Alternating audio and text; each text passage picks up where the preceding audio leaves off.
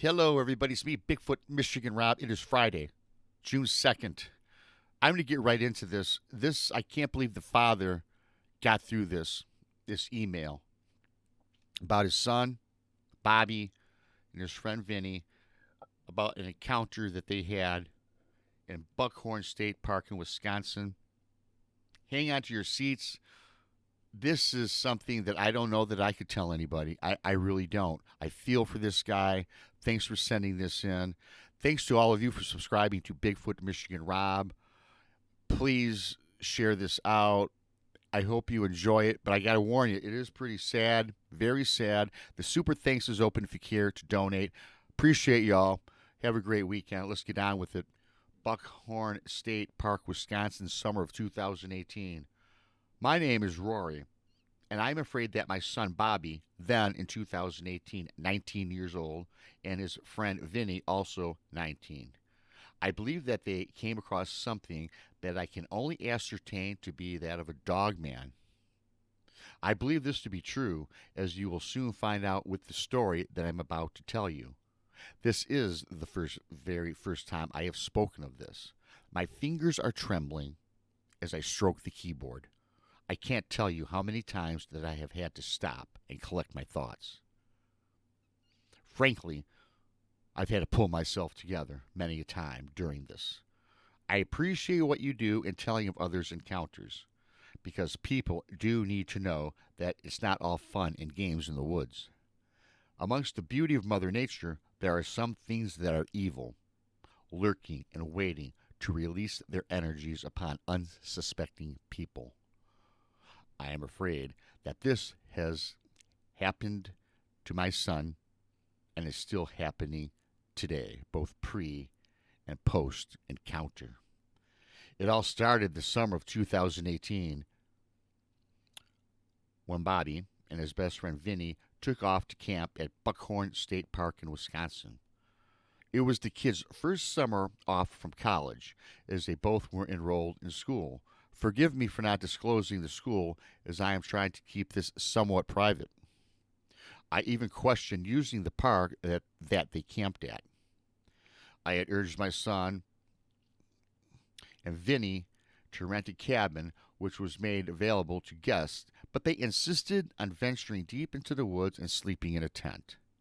They laughed about roughing it like men of the bush, and they were very excited about their journey together. After all, they were young men, responsible, going to college, as we all do have to let our kids grow up and start their new challenges. It was Friday morning, and they left. The boys were to return home the following Monday morning. Before leaving, my son provided me a couple trails that they were going to explore and set up camp somewhere off of one of the trails. Not quite the precise location I was hoping to hear, yet the woods are vast, and I suppose nobody can give you an exact location. I did, however, ask them to embark on the trails near the rental cabins, so at least I would have some idea of where they may be situated. So they were off, and I wished them well. I woke up about 8 a.m. that Monday, excited to hear all about the kids' adventure. 1 p.m., no kids. I thought aloud to stop worrying and started my day. Okay, it's now 6 p.m., and my wife and I are in panic mode, as Bobby and Vinny are yet to arrive home. In fact, Vinny's parents called and asked if we had seen the kids. When I said no, Vinny's dad had suggested we take a trip to the park and look for them. We arrived at the park an hour later, and really, we were both worried because I got to tell you, our son's cell phones went directly to voicemail. I failed to mention this earlier, Rob, but trust me, I was blowing up Bobby's phone every 10 minutes hoping for an answer. No messages from texts were replied from either. We arrived to one of the trails in back of the cabin and started our search. It was going to be dark in about 3 hours, so time was of the essence. After an hour, we luckily came across the tent that Bobby and Vinny had purchased. We exclaimed in joy and started calling out the kids' names. No reply back. Now we are nervous. Upon approaching the tent, we hurriedly peered inside, and there sat both Bobby and Vinny. They're sitting upright, expressionless. So, you guys, these kids have been sitting in this tent. It's now getting close to dark. They were supposed to be home earlier in the day. These kids are found in the tent, sitting in the tent. No movement from either of them, however. Their eyes were wide open, yet their faces were pale and fatigued looking. They appeared to be either in shock or in a trance-like state. We shook our kids by the shoulders, and they both snapped out of it. Bobby, upon getting out of this state, screamed the words, werewolf. Vinny still said nothing. We hurriedly packed the camping equipment and sped off, taking both of our children to the closest hospital. In our haste, we did not even waste time looking for Vinny's car in which they drove to the park. Rob, I'm not going to get into the events at the hospital at this point, as this is getting so much harder to write to you. These next few paragraphs are the most difficult for me to write. I mentioned that this took place in 2018.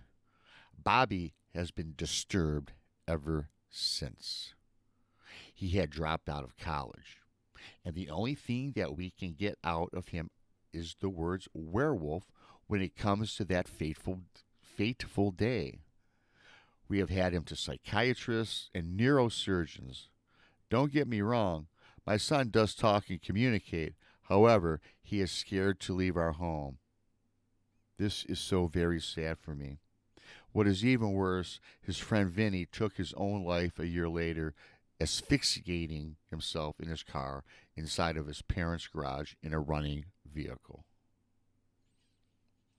I need to stop this communication with you right now. I can't believe I've even written you. Evil lurks in the woods. Was this a werewolf? Was this a dogman? I don't know. But that is the only word my son has uttered about that incident, about that camping trip back in 2018. That's where it ends. This was about 7 minutes long, but I got to tell you something. Rory, man, thank you. My heart goes out to you. I'm so most of your hearts go out to Rory. What about Vinny's parents? Asphyxiating himself in a car about a year later. Was it because of this encounter? Now, of course, as respectful to Rory, he didn't go into the details about his son, about how many times he's seen the doctor, did mention seeing a psychiatrist, a neurosurgeon. This young man, that was 5 years ago, 19, he's 24. He's afraid to leave the house. He dropped out of college. This was something evil. This is evil. This is evil at its worst. I feel so terrible. My heart goes out for this story, for this family, both these families, you guys. It gives me chills. It makes me think, gosh, I mean, I don't know. Was this Dogman? The kid says werewolf. Hey, we don't know, right? We weren't there. But if that's the only thing you say about this encounter, I mean, what can we do? I always say I can't say yes or nay, yay or nay. I didn't walk in this young man's shoes, but something out there affected him. Something affected him, and Vinny took his life. Was it because of this? Are they possessed? Is it evil? Again, they didn't get into the medicals. I'm not going to pry. I'm not going to email this guy back and ask him, hey, can you give me more details on your son? His recovery? Whatever he's going through? Saddest story I've ever read. Saddest story. I know you guys feel the pain as well. Well, again, I'm speechless. I'm going to end it there. I appreciate each and every single one of you. Please subscribe to Bigfoot Mission Rob on YouTube if not already. Please share this out. The super thanks is also available. You have a great weekend, And I hope that I didn't depress you all that much, but these stories do have to be told, and I will. I will tell them for you. Beyond BMR is my email if you'd like to share an encounter with me. Again, happy Friday.